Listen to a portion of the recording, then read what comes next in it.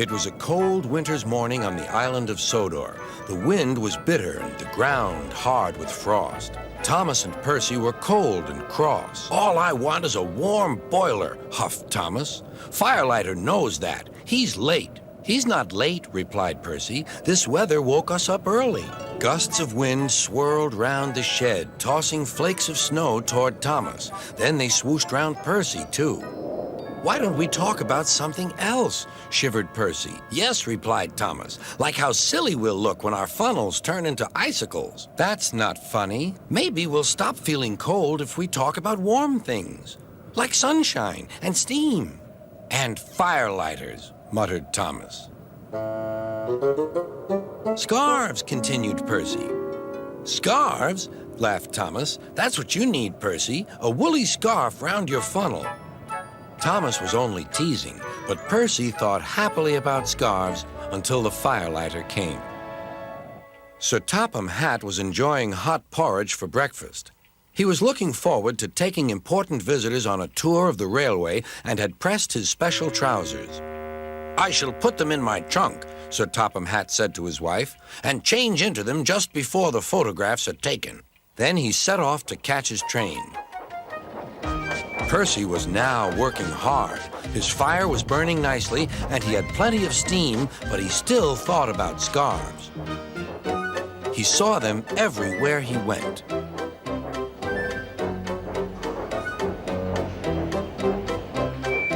"My funnel's cold, my funnel's cold," he puffed. "I want a scarf, I want a scarf."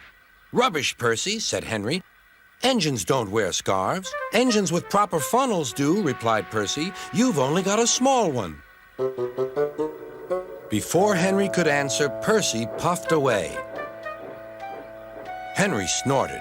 He was looking forward to pulling the special train. It was time for the photographs. Everyone was excited. Sir Topham Hatt was waiting on the platform for his trousers. They were in a trunk amongst a big load of baggage. The porters were taking the baggage trolley across the line. They were walking backwards to see that nothing fell off. Percy was still being cheeky. His driver always shut off steam just outside the station. Percy wanted to surprise the coaches by coming in as quietly as he could. But the porters didn't hear him either. Percy gave them such a fright that boxes and bags burst everywhere. "Oh!" groaned Percy.